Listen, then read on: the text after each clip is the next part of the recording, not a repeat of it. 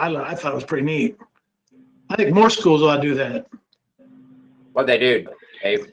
They had it on the football field. It was awesome. Well, I think that's what Jeff is doing. I thought at one time they said they were. I hope so, because it was just awesome to watch that. It was a different type of experience, and I thought it went really well. I thought it looked nice. I think this one's more with what they're saying.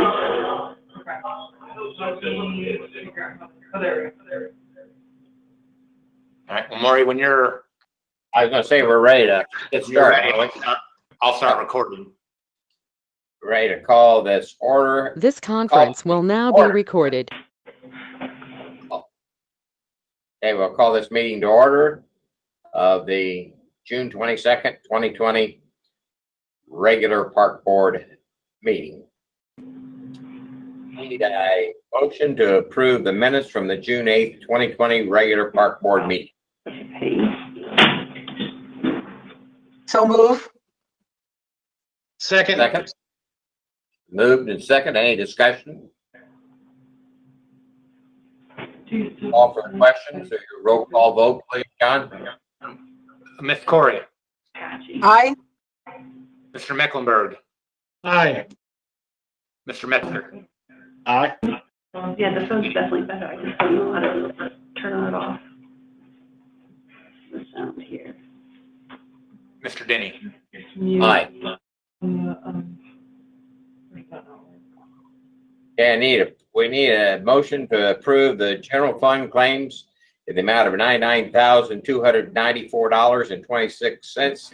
Non-reverting fund claims in the amount of $19,345.15 for a total of $118,639.41.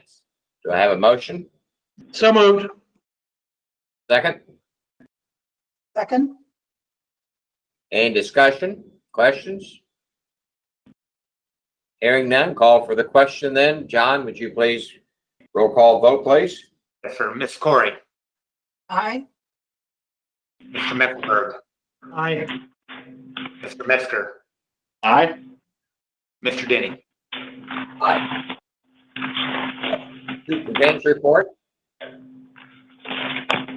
Sure, we have a few project updates here for you. So the carousel site, they've done some prep work and they anticipate starting to excavate for footers tomorrow.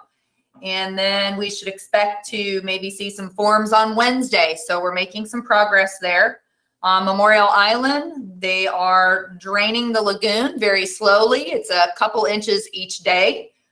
They are getting to the point where they may have the level down low enough that they could start catching fish yet this week.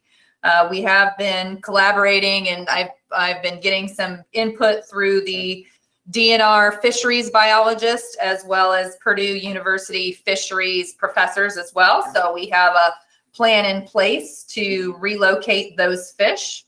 And then our other updates, I'm actually going to have John provide you with an update on aquatics. And then John, if you'd provided a brief update on Loeb Stadium, I appreciate it. Sure. Just real briefly on aquatics, Proctor Cove opened on June 12th, which was, according to Governor Holcomb's back on track plan. He moved the opening of stage 4 up by 2 days. So we were able to open on June 4th. And we had to begin the season there. We had 9 really excellent days of weather in a row. And for those first 9 days, we had 7,413 guests over the course of the 9 days for an average of 823. We reached capacity on a lot of those days with waiting list after that, and everyone did a really nice job of waiting patiently to get in, and we were able to accommodate almost everyone who came to the pool on those days to get in. Castaway Bay and Benton Pool both continue to do very well. Through Saturday, 5,690 people have been at Castaway Bay for an average of 210 people per day. And that is about 1,800 more as opposed to where we were this time a year ago. And at Vinton, we've had 4,218, which is an average of 156 people per day. And that is about 1,200 more people through the gates as opposed to where we were a year ago. So we've had a good start. We were closed yesterday for weather. And just as a reminder, we are watching the weather every day very closely, where if we see a day that may not be conducive to a good pool day, we are being a lot more aggressive in terms of closing the pool for that day, as make sure we can maximize the number of days that we're open and getting people into the gate. So it's off to a good start. We did have a little shower this morning, right around 11:30, some thunder, but we've recovered nicely, and all three pools are doing well today as well. At Loeb Stadium, work continues away at Loeb. I think the biggest thing that you will see over there as a change is we do have some white poles up, and some of the precast concrete, which is on site, is actually beginning to go up. Work continues on the outfield wall as well, and more masonry work. They even have the masonry that goes behind home plate is up now, so you can start to really see the actual playing field take shape. So we're seeing a lot of good progress. Obviously, they've had good weather for construction over there as well, and we're excited to see the changes that are happening. Thanks, John. In addition, Neal's Zoo is doing really well, and they have been able to generate some income in the gift shop with all the guests that have returned to the zoo. And 'tis the season. Neal started having some goat kids born in the family farm over there, so that's always neat to see. And his team has done a really good job with adhering to CDC guidelines. They've even set up a little webcam since people aren't allowed to really go into the farm. So I think that's a really nice addition as well. People can see the goat kids and the moms there from the entrance to the farm. So I think we're in good shape. And that's going to conclude my report for today. Tim, or I would think this would be a good place to probably have Tim Clare. I think you said you had some information for us. Yes, Maury, I just wanted to update Claudine and John and the board on the most recent property tax distribution that we received from the county. We received a partial advance distribution in May for an amount just a little under $700,000, and then most recently we received a June distribution of $1.5 million. And I'm happy to report that the combination of those two distributions equates to $2.2 million. When I compared that amount to what we received in the year ago identical time period, we are up about $40,000 over the prior, which is good considering that the county is at about 85% collection compared to historical average of 95.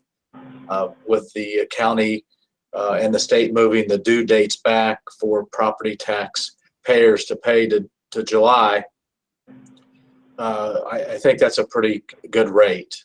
So we should know more information once the due date in July has passed.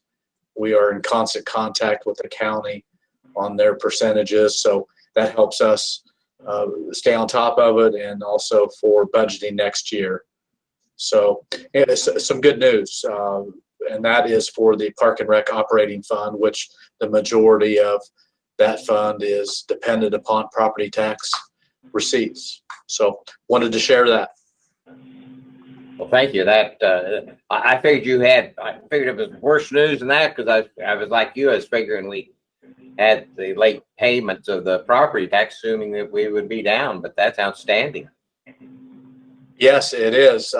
Of course, we have a lot of property taxpayers that have escrow, and those are collected along the year, and those are automatically paid by the financial institutions. But we also have some large taxpayers that went ahead and will pay both the May and November installments at one time. However, there were some other large taxpayers that decided to hold on to their cash and will make the first installment in July and hopefully the second in November. So it's kind of a mix and match, but I think overall, if we've got more revenue received during the year so far compared to 2019, that's a plus. Yes, very much so. Thank you, Tim. You're welcome. Anybody have any questions for Tim? Hearing none, we'll go to communications. Any communications from the board members? And have any from public? John, did we have any written communications? We did not. Well, I guess Claudine or John, do you have anything to add before we adjourn? I was just gonna say, if any of you wanted to join us for a site visit at any of these locations where we have construction projects going on, please just let us know. Okay. I was over today and took a pretty good tour of around the lagoon. There's a lot of work going on there after I saw you. So that was exciting to see that over there. So I need a motion for adjournment then. So move. Second, Dave. Second. Second. John. All Roll call. Ms. Corey, Aye. Mr. Mecklenburg, Mr. Denny. Aye.